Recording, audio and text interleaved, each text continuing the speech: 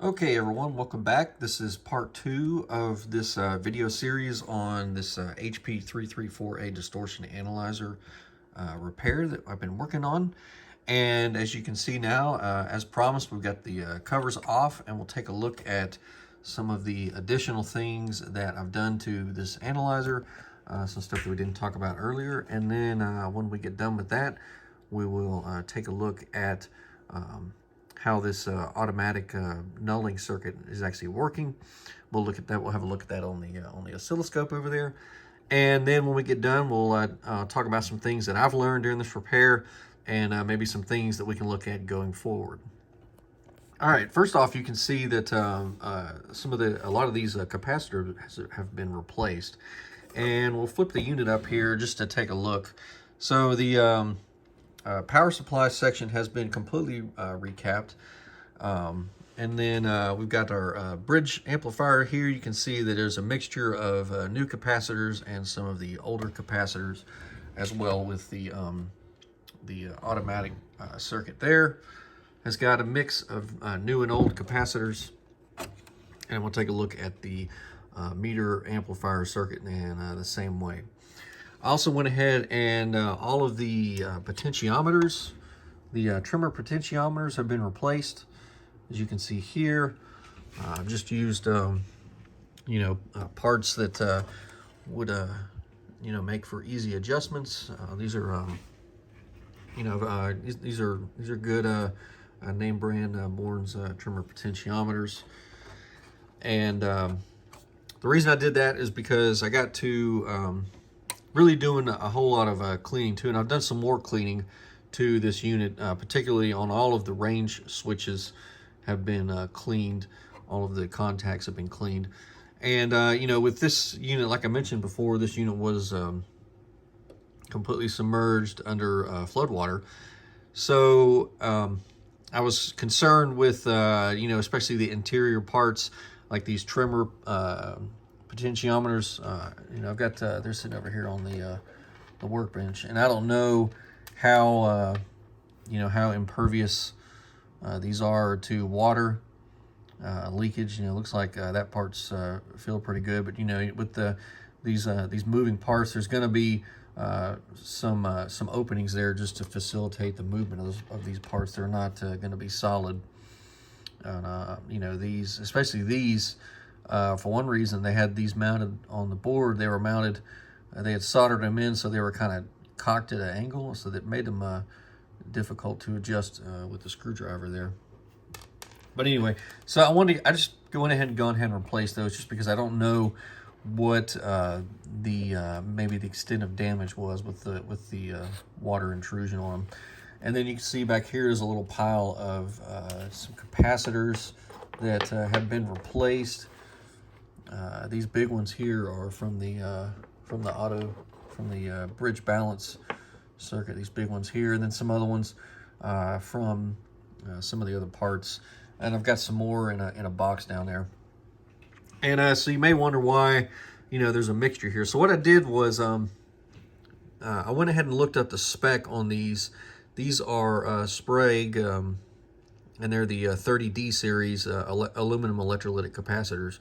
And they're supposed to be, from what I've read online, very pretty good capacitors. That long life and whatnot. So I didn't. Whenever I do something like this, I'm not at all of the mindset, and I know some people will disagree, but I'm not of the mindset of just ripping all of the capacitors out and replacing them. I'd rather go through and test and determine which ones probably need to be replaced and which ones could stand to not be replaced. And that's what I've kind of done here. So I went and found the data sheet for the 30D series. It's Vishay now owns the Sprague line. But it was very convenient, because I could find the values that I would expect to see from these capacitors here for ESR and capacitance values. I can get the tolerance for the different capacitors and get that spec out of the manual here. But once I took a reading here with my with my ESR meters. I have a couple of different ones that I used, you know, just at a frequency of 120 hertz, and it will tell you what the expected ESR values are. And I found most of these capacitors here, these silver, these 30D spray capacitors, were well within the, well below the maximum ESR specification at 120 hertz.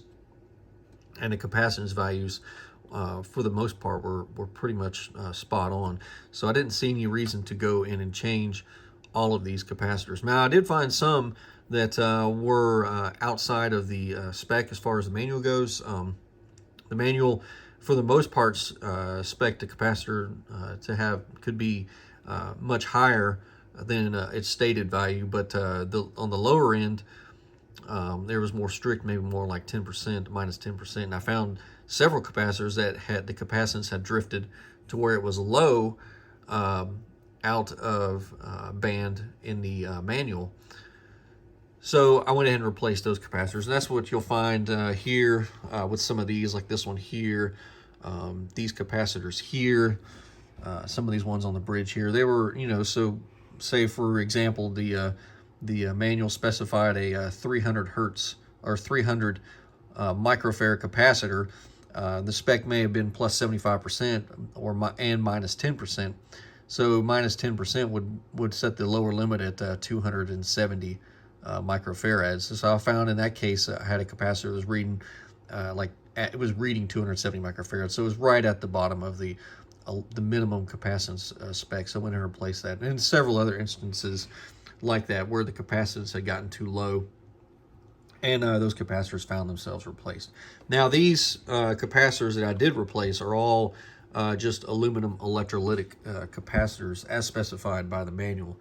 I did not replace any of the tantalum capacitors specifically. There's some here, and then there's tantalum capacitors, these right here, and there are a few down, there's one down in there. And what most of these tantalum capacitors here are, and then again a couple on the bridge amplifier board. Most of these tantalum caps are either power supply filter capacitors or sort of like interstage coupling capacitor. There's also some tantalum caps that are used in the bridge circuit, which are sort of hidden. And I'll see if I can get a flashlight here and take a look at them. But they are hidden down in between the wafers of this switch. And you may not be able to see, there's one right there. Not all these are tantalums, but there are some tantalums, that one right there on the side being one of them. And again, from just from reading online, and that's pretty much the extent of the research. I didn't take those out, but these are also supposed to be very high quality, long life tantalum capacitors. So I didn't want to just go ripping them out and throwing in a brand new capacitor. Again, like I said, I did test them. They tested fine, so I'm not going to be changing those out. Also, to mention that changed out the potentiometers, and one of these, I think it might be this one down here, I believe. This is R10.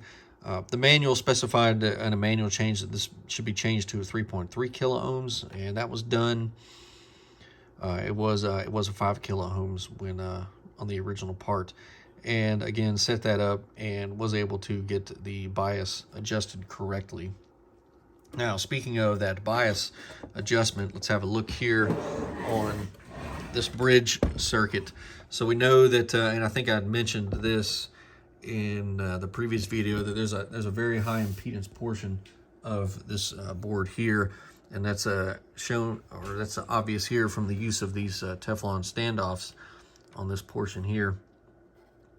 So being that that's a very high impedance circuit, if you go probing around here with a I'll say a low impedance voltmeter, and I say that in quotation marks because a low impedance voltmeter in this case would be something like your standard DMM, you know, something like this this bench DMM here would be considered in this case a low impedance voltmeter. Something like this maybe has like 10 mega ohms of input of measurement impedance. And when you go probing around with that meter, it will give you inaccurate readings. And what I had to do to set the bias on that that portion, which is measured right here from this test pin, is I went ahead and used my this VTVM here. This is an HP410C. It has a much higher, I think it's well over 100 mega ohms of input impedance when you're taking voltage readings. So that's what I used here, and I was able to set this bias setting here using this meter without having any interactions with that test instrument. So something to keep in mind, and this in general for when you're working on anything with high impedance. And this unit has a couple of different areas that are sensitive to test instrument. When you hook up your test instrument, it's sensitive to how you hook it up and what type of impedance your test instrument has, because it'll throw those readings off, and this is one of them.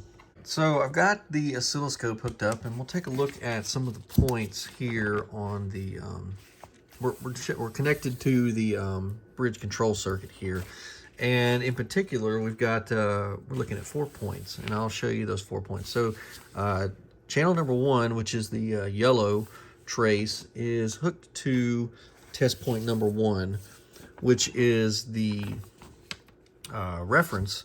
This is the signal that drives the detector. As you can see here, it's going to drive our detector transistor Q4, and that's looking for the that's for the resistive control loop. And then our other one, our channel 3, which is the purple trace, is looking at the reference signal here on test point 4, and that is for our reactive control loop. So we're looking at the same point for both control loops. Now the other 2 channels, and we'll turn those on in a minute, is the blue, which is channel 2, is going to be looking at the detector, the waveform coming out of the detector, which is at test point 2, and then the green trace will be looking at the waveform coming out of the detector, which is test point number 5.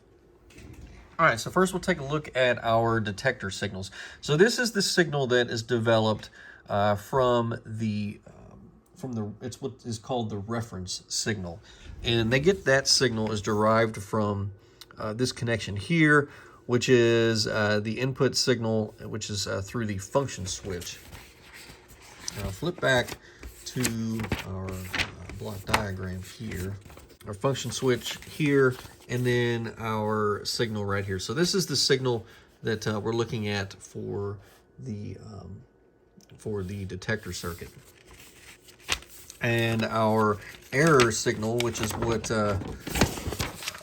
comes off of the output, this is the signal that the detector is looking at for making it. So this is our, like I said, this is our reference, and then this is what is being used as the control, and then this signal here is what is being used, is what is being looked at by the circuit to control. So we're just using this signal to control this signal to bring this signal in to basically to a minimum value. All right, going back to our schematic here, so we see that our signals are not are out of phase, and they're 90 degrees out of phase, and that's to be expected. So like I said, our the yellow trace, which is our resistive control loop, is in phase with the input signal, and our reactive control loop signal is 90 degrees out of phase. And what I'll do is I'll go ahead and take one of these other probes here. We'll just move that to look at our input signal, and we'll turn that on.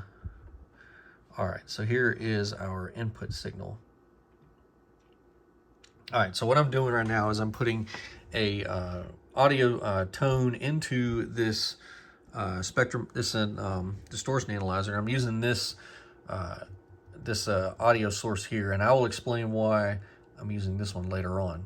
But for now, to know that we've got it set for 500 hertz, and that's what's showing on the frequency counter there, 500 hertz.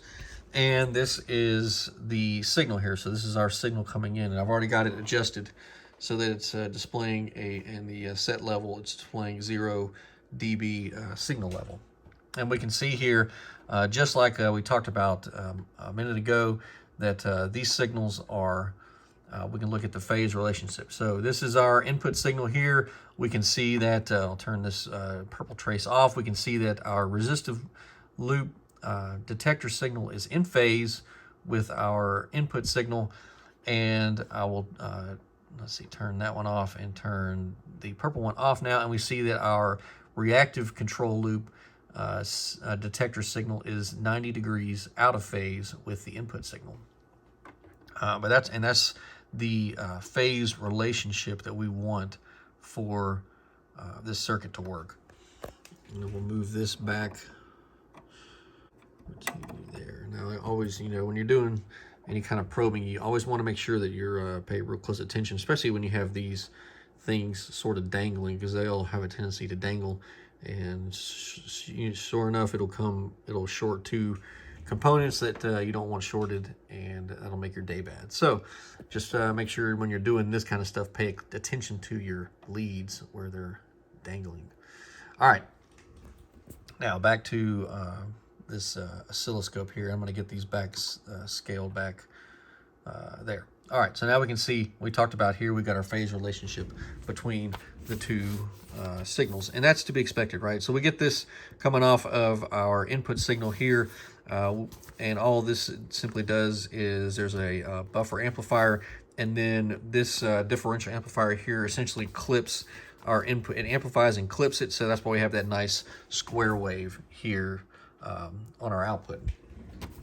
And it also takes the input signal down here through this capacitor here off the buffer amplifier output, and it runs it through. So on the reactive, there's two. So we have a 90-degree phase lag, which is this differential pair here.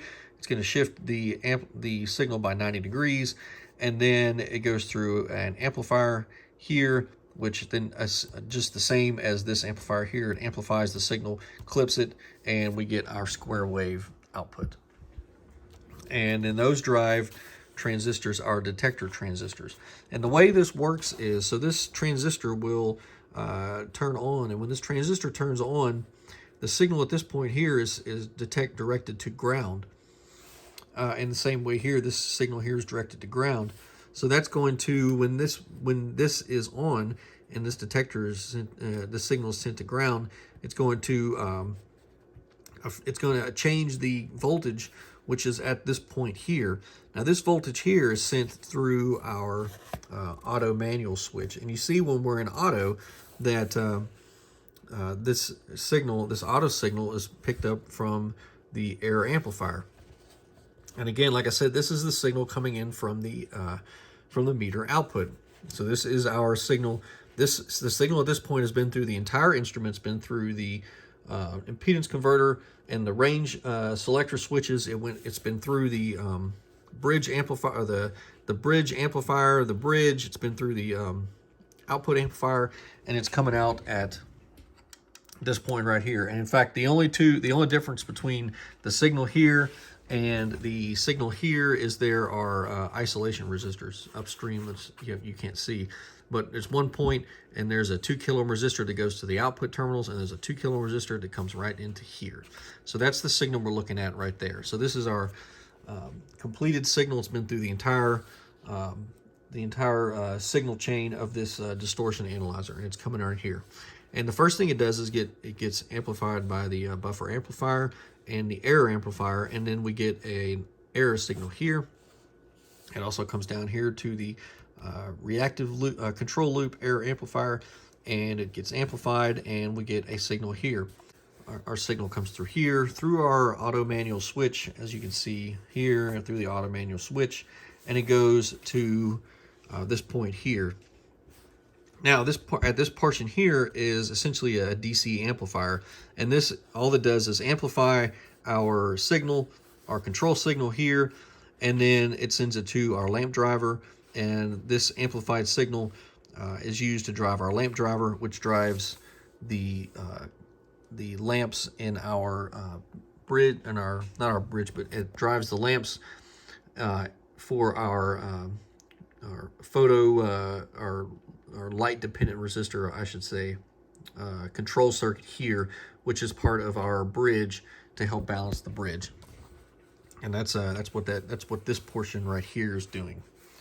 And it's getting this signal right here through our auto manual switch. Now what the manual says is that the voltage at this point here, TP3, should be somewhere in the 0 to -1 volt range, and the band of operation for this automatic circuit is 0 to -1 volts. So as the bridge needs more and more adjustment, it will shift to down to closer to -1, and as the bridge comes more back into balance, it should go towards 0. Now with the optimal point for a perfect balance being approximately negative ½ of a volt. So if you've got if your bridge is in balance, you should have somewhere around negative 0.5 of a volt on these test points here if the circuit's working in its optimal conditions. Like I said, so that negative 0.5 volts should be the mid-range, and with 0 to -1 volts being the extreme ends of the control of that control band for this amplifier. And then, like I said, so just DC amplifier here to our lamp driver, which is again another DC amplifier to drive to control the current through our lamps here, which are going to the light-dependent resistors. All right, so we'll take a look at that next. So I've got these, I'm going to turn these signals on here.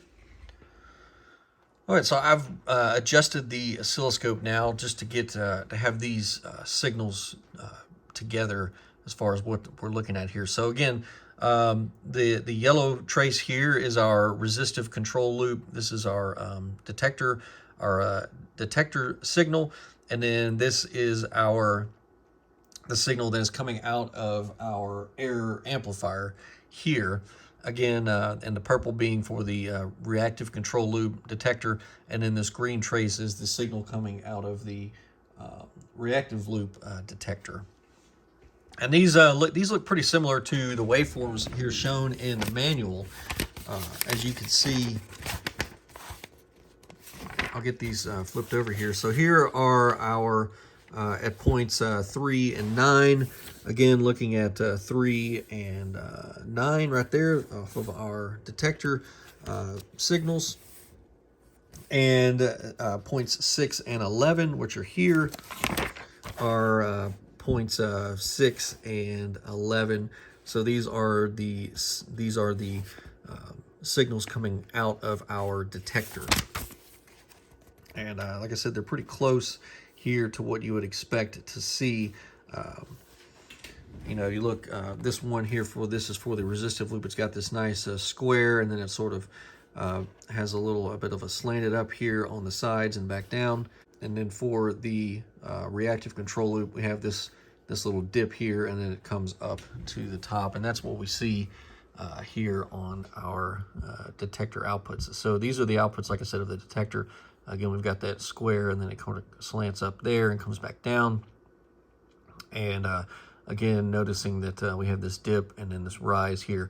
And notice also, too, the phase relationship between the signals. And we can see here how the detector circuit is working. So this transistor here, this detector transistor, is an NPN transistor, and I believe these are germanium type transistors. So these are 2N, I think that's a 2N, what is it, 2N1304, I believe, is that part number there. Yep, 2N1304, they're Texas Instrument branded TO, or 2N1304s, and I believe those are germanium type transistors. So they have a much lower turn-on voltage than like a silicon transistor.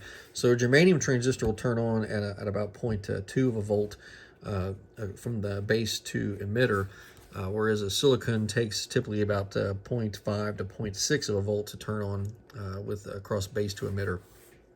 And then of course it'll turn off. Now, you know, for an NPN transistor, you need to have, in order to turn this on, you need to have a current flow from the base to the emitter to forward bias that junction there. So if the base is at the base needs to be at a higher potential than the emitter in order to forward bias that junction.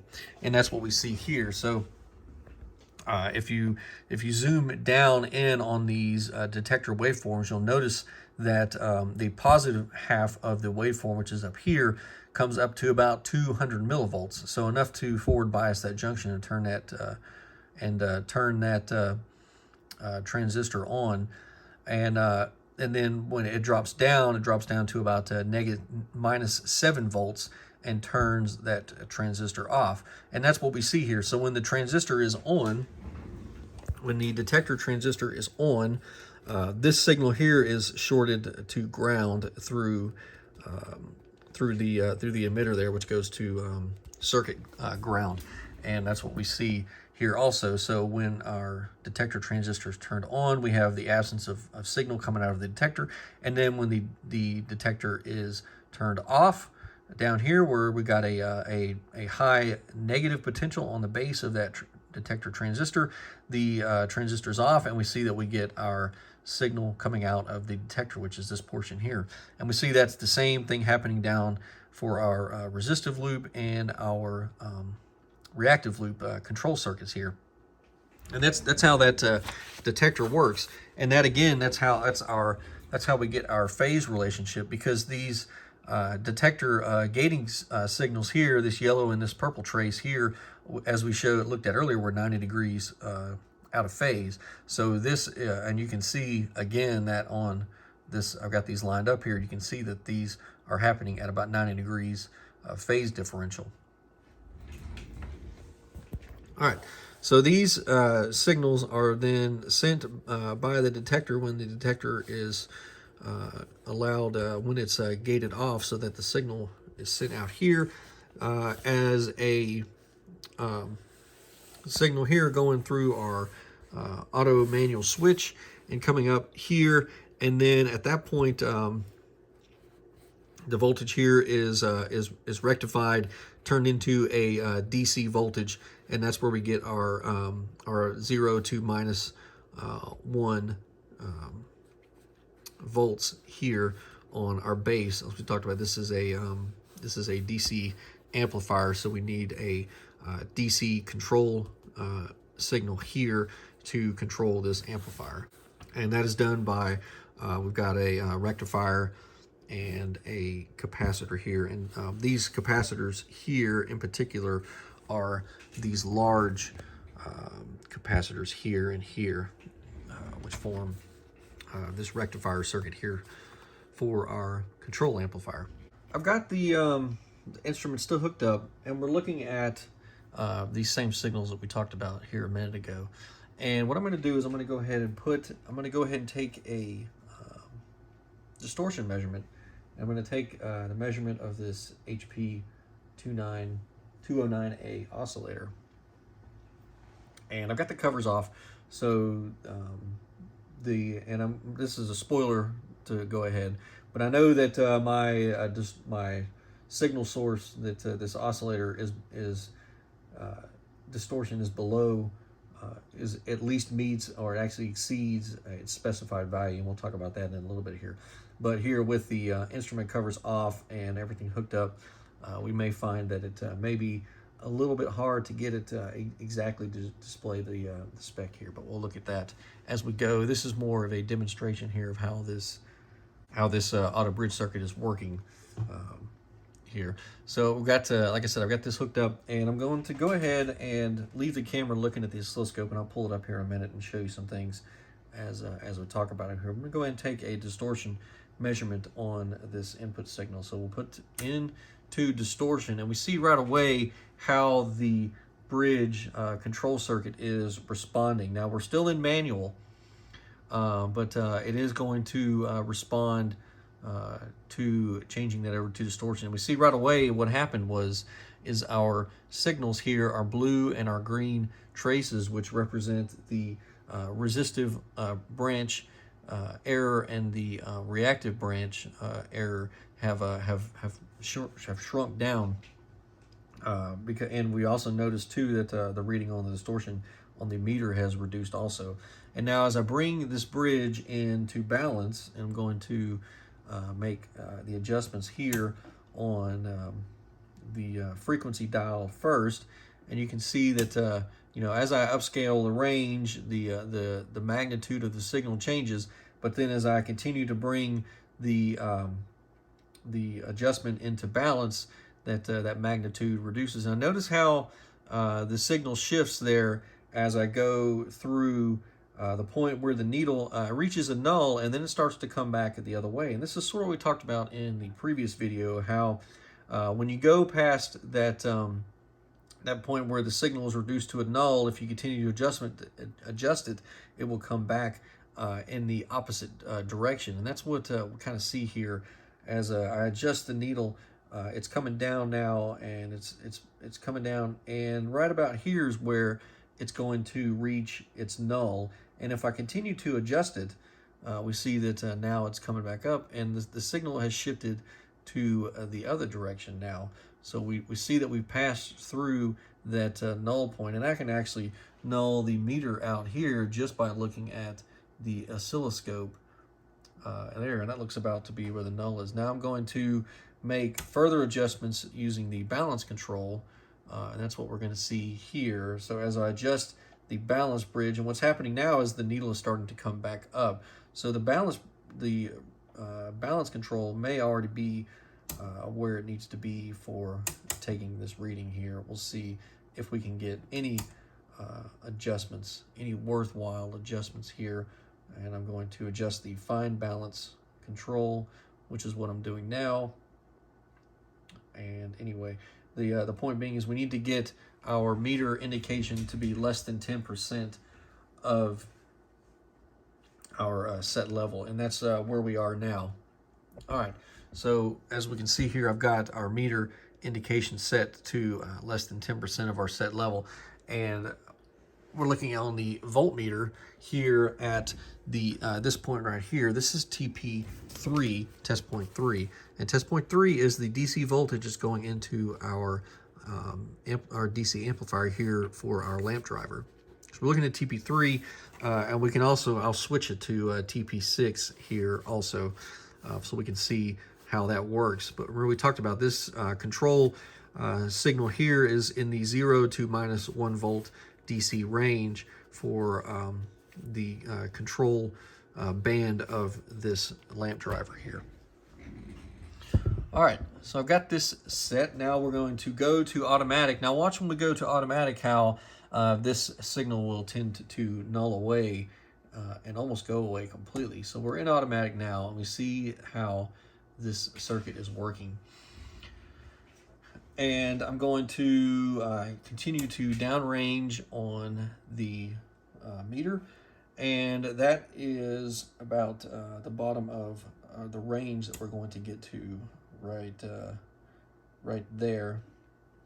All right, so we see that we've got quite a bit of activity here, but we've really downranged. I'm at the -50 dB range.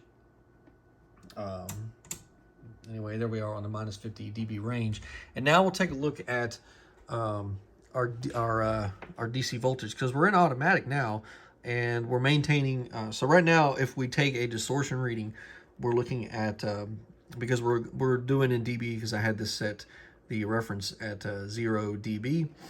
So taking a dB range, we're at -50. That's a -52, 53.6. So we are 53.6 dB down from our 0 point. So we've achieved our null, and that's what this is keeping here. So what this is saying here is that our signal generator there has a our distortion level is -53.6 dB.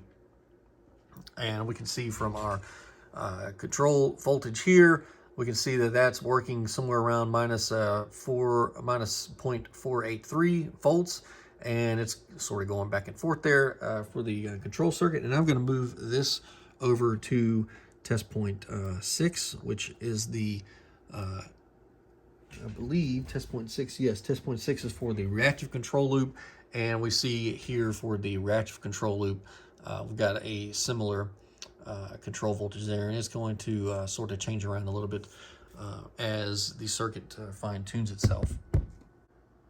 All right, I'm going to make some small frequency changes here on our oscillator, and we will see how the bridge responds. So we see that momentarily that the bridge came out of balance, and I'm going to continue to make some adjustments there.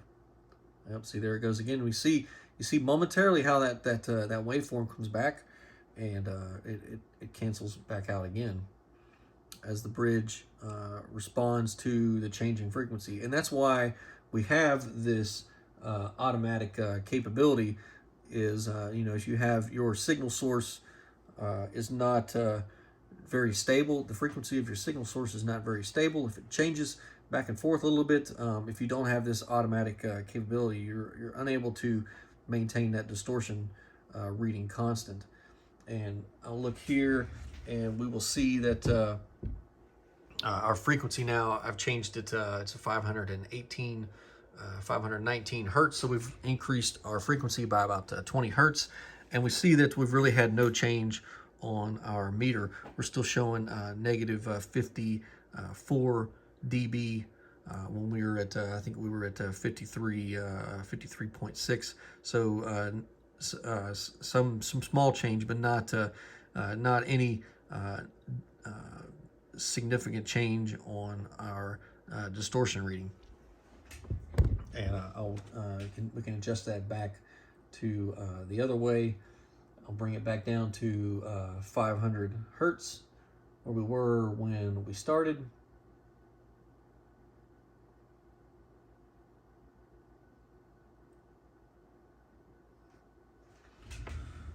All right, so there we are back at approximately 500 hertz there, and we see that our distortion is back where we started at 53.6. Now, obviously, you would want to your test signal would need to be somewhat stable, and 20 hertz, a 20 hertz shift out of from 500 hertz is a pretty significant shift. So, you would obviously want to have a signal source with a stability of that. But even with that stability, and now what I'm doing is I'm adjusting the other direction. I'm lowering the frequency of our test signal here to about, so we're at 480 hertz, 483 hertz, and we see that our reading has shifted down some. They're at 482 hertz, but again, the bridge was able to maintain a distortion reading there.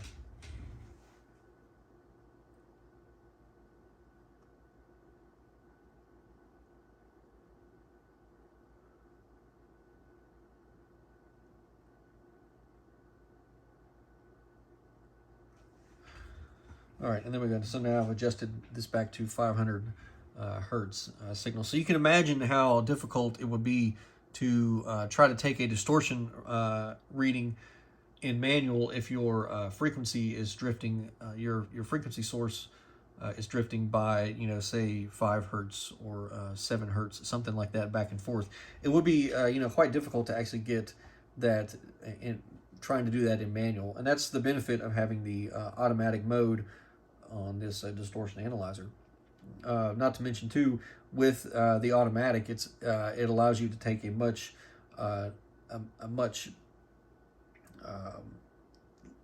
lower, a greater resolution of reading with that automatic, because that automatic mode is able to really null your fundamental out much more so than you could do in manual.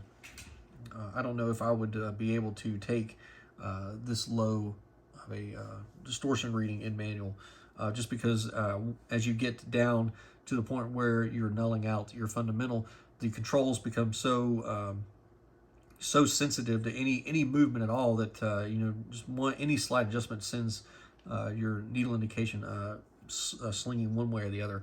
So it's very difficult once you get down to the lower resolutions to get a good distortion measurement, which is why, like I said, the automatic mode is so important for taking these sort of readings. Okay, so before we go and put this instrument back together, I want to show you one thing. What I was talking about here is, this instrument is very sensitive with the cover off. As you can see, as I move my hand over the tuning capacitor range there, or over the control loop here, you can see that the needle swings quite a bit. So with the instrument, I guess, disrobed in this method, it's very sensitive to any kind of stray fields, or just moving your hands or moving test leads. So I'm going to put the covers back on this instrument, and we will then take a reading. I'll measure the distortion of this oscillator as an example, and we'll compare that to what the specification says for this oscillator, and we'll see if this instrument is in fact meeting its spec for distortion. All right, I've got the instrument all put back together, and the bottom cover is on too, and that's particularly important because under this bench is a power strip that runs this way along the bottom of the bench, so I can plug stuff into it. But this wood doesn't provide any shielding for that 60 hertz. So what I found is, with the bottom cover off, it picks up a lot of hum from that power strip. That's yeah, as you can see, it's down there under the bench, so it picks up all that 60 hertz noise from there. But with these covers on now, we should be much better off. And I've got to find one screw. One of these is still missing, so it's rolled around somewhere. I'll have to find that later. But anyway, all right, so what we've got here is we've got this instrument is hooked up now back to our signal generator there, and we're just in the set level, and we're still looking at a 0 dB signal going in. We'll take this distortion measurement in dB, since that's what the manual specifies the distortion as. And we're set for on the 100x and the 500 hertz range, and we're looking at the residual coming out from our output going into the oscilloscope here on channel 1. All right, for reference here, since we're going to be looking at the specs of this oscillator, I've got a page from the service manual here, and it's this specification for distortion. And as we see here, that it is specified for 200 hertz to 200 kilohertz is the lowest range, and we're specified for a distortion of minus 60 dB or a distortion of 0.1%. And we can take those readings. We can either do a percent distortion or a distortion in dB. And I've got it set up for dB, but we could also look at that in the percent range. And really the difference is whether you're using whether you're taking a distortion a measurement in dB or percent. You just look at different scales. So if you're taking it in dB, you would set your set level for 0 dB, and that would be your reference point. Or if you're setting it in percent, you would use the 0 to 1 scale and set your signal to 1, and that would be your reference point. And then any reduction in signal further down, when you actually achieve your distortion reading, you would just calculate that based on where your meter indicates related to what range you're looking at here. So in automatic, you would be looking at, you have either dB here or percent reading here. So this would be 100%, 30%, 10%, 3%, 1%, 0.3%, and 0.1% here, which corresponds to the highest indication. So on your lowest scale, this 1 indicates 0.1%, and this 3 would indicate 0.3% if you're using the 0 to 3 scale or the 0 to 1 scale. So let's take a look at our distortion characteristics for this oscillator here. So I'm going to keep it at 500 hertz because that's where it's already set. Should be no problem, well within this range of 500 to 200 kilohertz. Let's see where our distortion falls out. So we can see on the frequency counter there, we're set right to 500 hertz. And I've already talked about we've got our level set here. We're going to take a distortion meter, a distortion measurement in using dB. So we're set to 0 dB at 500 hertz. So the first thing we'll do is we'll go to distortion. And I'm going to go ahead and downscale. Now, when you want to go to automatic, you need this needle needs to be less than 10% of the of your set level. So we will adjust our frequency dial here, looking for our null. All right, and then we'll use the balance. We'll balance the resistive side there. And once we're less than 10%, we can go to automatic. I found that, I mean, you can continue to, sort of tweak and manual. Before you go to automatic, I found that it really doesn't make a difference so long as you're less than 10% of your indication there. Before you go to automatic, it's going to end up balancing out as it should. Okay, so now we are taking we've gotten to our lowest level that we can be on scale, and we'll look at our distortion reading. So our distortion measurement is at the bottom here is minus 60, and so this would be minus 60 right here. So we're looking at minus 62, minus 64.2 dB. So our whatever frequency products we have left, this is the noise, the distortion that they are contributing. They are contributing a signal strength of minus 64.2 dB, and that's whatever these products are right here on this oscilloscope. So these are our distortion products from that oscillator. And like I said, so minus 64.2 dB is what the reading we took, and the spec is minus 60 dB. So this oscillator does meet the specifications shown here in the manual. Now let's go ahead and take it up to 200 kilohertz. And now you see there's a dotted line here, and this is referencing the low distortion mode. And I do have this unit in the low distortion mode. There's a switch on the back where you can select that. But anyway, it's just to point that out. However, in this range, we see that that low distortion mode does not really apply. It's more for applicable for the low frequency range below 100 hertz. You can put it in low distortion mode, and you can get a better, a less distorted signal if you're needing frequencies below 100 hertz. So that's really where that control switch would apply.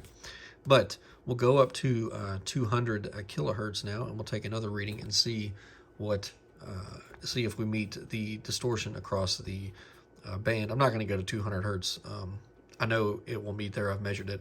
But just for demonstration purposes, we'll go to 200 kilohertz, and this time we'll take a percent distortion reading and see if our percent distortion is within 0.1%. All right, we've got our oscillator set for 200 kilohertz. They're on the frequency counter, see 200 kilohertz. And I've gone ahead and changed the range switch. So now we're on the 10kx scale, and we're set to 20. So 20 times 10,000 will be 200 kilohertz.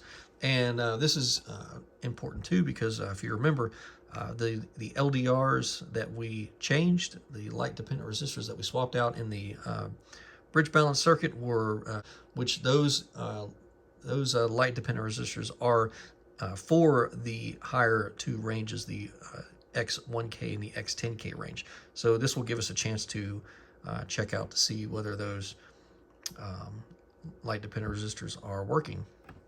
Even though we kind of already went through and tested them earlier, we can test them again now. And you see now that I've got our meter indicating at 1, because like I said, we're going to take a percent distortion measurement this time as opposed to a measurement in dB. So we're going to set our reference at 1, and that's what we've done here. All right, and again, looking at the distortion products on the oscilloscope there from the output. All right, so we'll go to distortion,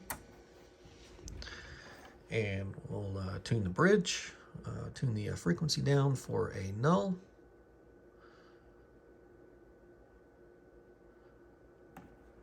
All right, and looks like this time we'll definitely need to adjust the resistive. We need to get to below 10%. So 1, so 10% is there, so we are below 10%. We can go to automatic.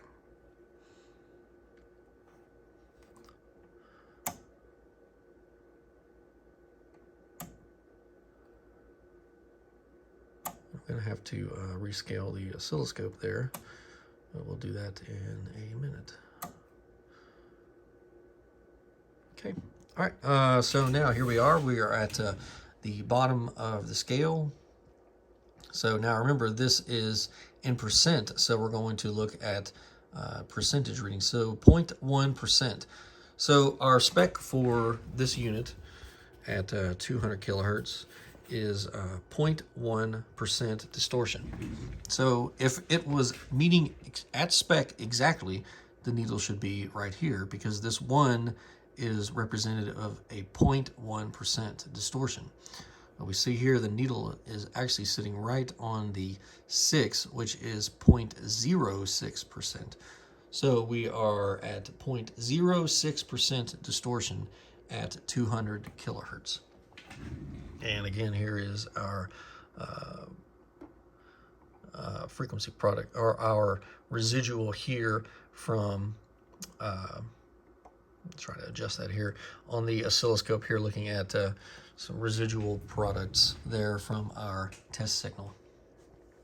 And but like I said, there it goes. So now we can see that our oscillator is meeting its 200 kilohertz spec, less than 0.1%, and we are 0.06%. So again, comfortably within the spec that the manual calls out for.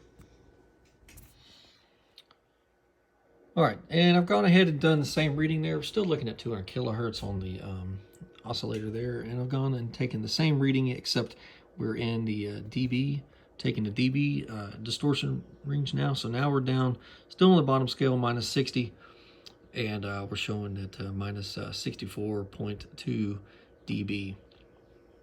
And the reason, and here's the reason why I did this. So you may be sitting there and just like I was thinking, okay, well, this is great. We've got some distortion readings. What does that really mean now? I mean, we know that it appears the instrument is working, but how do we know if it's working correctly? Well, I'll tell you. So we've got this distortion reading, and we're going to use this as a reference. So remember now that we're at 200 kilohertz, and our distortion products are at minus 64.2 dB. So we're going to take this same distortion measurement using a different instrument. We're going to use this HP 3585B spectrum analyzer, and we'll take the same distortion reading on this instrument, and we'll compare the two readings and see how closely they how closely they indicate within each other. Now, there will be some differences, but they should be roughly within the same values. So let's do that now, and we'll see how close or how different our measurement, our distortion measurements are from the spectrum analyzer versus the distortion analyzer. Okay, so we've got the HP 2098 oscillator hooked up to the spectrum analyzer here. And we see we got our cursor there is right at 200 kilohertz, roughly right there. And we're seeing a power level of 21.4 dB. And we see that we've got our second and third harmonic. Now our third harmonic here is at 600 kilohertz. There is probably going to be more harmonics but the distortion analyzer in particular is not going to be picking those up. I believe the upper range of response is 600 kilohertz. So really, the other harmonics beyond that point should be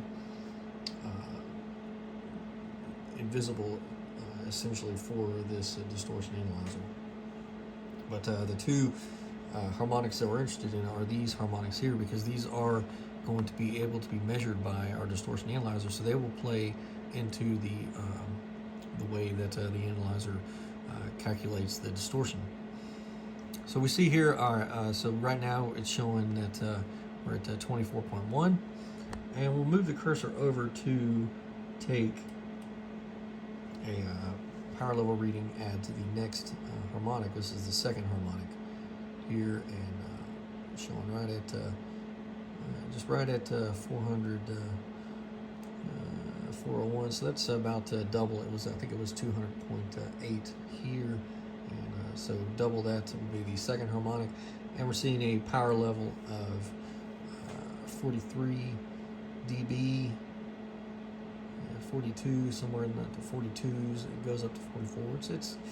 It kind of jumps around a little bit. So we'll say 24. So we said 24.1 dB was our fundamental, and then we need to add this value here to what the fundamental value was, because we're looking for the difference between the two.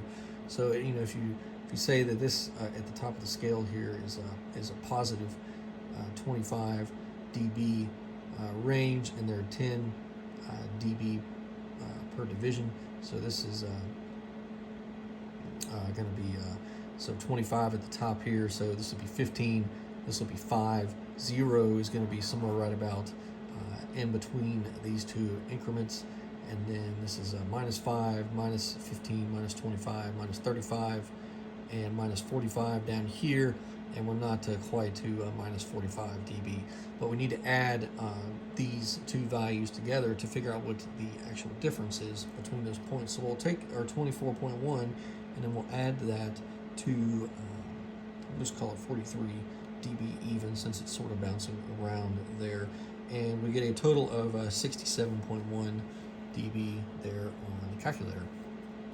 So if we remember that when we took our reading with the distortion analyzer, we were seeing about 64, I think it was 64.2 dB, and we see here that our difference is 67 dB. Now, you may say, well, there's a third harmonic error, and that's going to add to the total distortion.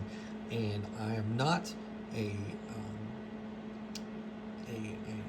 expert in this field, but I think what we need to do, actually, because I believe what the distortion analyzer is doing is it's taking all of these harmonics and it's simply summing them all up and sort of averaging them all out. So if we had a bunch of harmonics here, that we would average them out. So what we're going to do is I will take a reading here of this third harmonic, and we'll say that is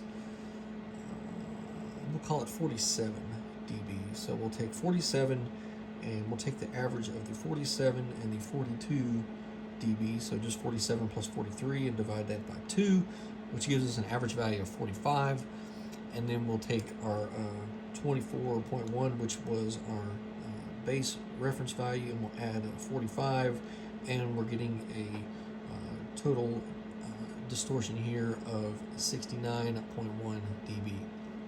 Now, like I said, I don't know exactly how how you would go about doing this if you wanted to calculate them out. It seems like you would simply take the difference here and here, and the difference here and here, and you should be able to average those and get an average response for all of your, if you had more fundamentals. And again, just crunching numbers on a calculator is pretty boring, but we can take a 67.1, and which was our first value, and take an average of that in 69. I think it was 69 dB, and then take an average of that, and we get an average value of 68.05 on the calculator there. So if we had an average value factoring in the average of the differences between our first and our second and third harmonic. That will be our average. Our average down from the distortion, because these would be our distortion products there. So what we can see from this exercise is that our distortion analyzer is reading pretty consistently with what we're seeing on the spectrum analyzer. So we have two different instruments that are showing readings that are pretty close to one another. So I feel fairly confident that this distortion analyzer is working like it's supposed to. So I was able to complete pretty much all the performance checks here in the manual without issue. The one that I was unable to complete was the instrument-induced distortion check. And the reason why I was unable to complete the instrument-induced distortion check is because I don't have a source that is clean enough to get the reading. What I found, what it's looking for is your meter indication should be 70 dB down below your 2 dB reference when you set up a 2 dB reference. So from my signal sources here and my HP 3325B signal source there, which is pretty much the two I have. There's also the Sagilant here. But again, between the three of these instruments, I was unable to perform this instrument-induced distortion check because they all, as we see, don't have a distortion level low enough to perform that test. If this instrument here is only producing down to 64.2 dB distortion, then I'm not going to be able to read a minus 70 dB below our range. I'm only going to be able to read what my test instrument is doing, and the same for the synthesizer up there on the rack. So I was unable to complete this portion. What I found was I was basically measuring the distortion of my test instrument, as I was getting these numbers here for what we've just looked at, about 64 or 65 dB for those ranges. And that's only on the portions that fall within that low frequency range, so 500 hertz and yeah, so 500 hertz, really. The 250 kilohertz and the 600 kilohertz, I believe I was able to get this 64 dB or close to it, but even this instrument here is not spec'd for a distortion levels that low, 64 dB. If you remember from the manual, so the spec for at 250 kilohertz, somewhere in here is going to be somewhere above 60 dB, and for 600 kilohertz it's going to be minus 50 dB. So I can't even complete it with that. And the HP 3325A actually has even lower specifications for harmonic distortion. Here, as we see, to 50 to 200 kilohertz is only spec'd for minus 60 dB, and from 200 kilohertz to 2 megahertz is only spec'd for minus 40 dB for the harmonic distortion. So I'm not going to be able to perform this test with the instruments that I have. I have found one instrument, an HP 8904A, which is a synthesized audio signal generator. I don't own one of those, but just reviewing the manual, it does appear to be spec'd down to almost 80 dB for distortion, down all the way up to 100 kilohertz. So I could possibly do a portion of this and maybe some more of it with that instrument, but I don't own one, and I don't want to necessarily get one just to perform this test. But I do have some other ideas, and I'm working on those now, and those will probably be in a follow-up video for later, because they will require some construction of a test device.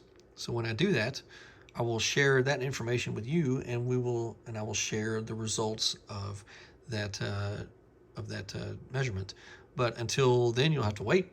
Hopefully not, we'll be waiting too long, but anyway, we'll see how it goes. But I hope that you enjoyed this video and you were able to pick up something useful from it. And if you have any questions or comments, feel free to leave those in the comment section. Thank you for watching.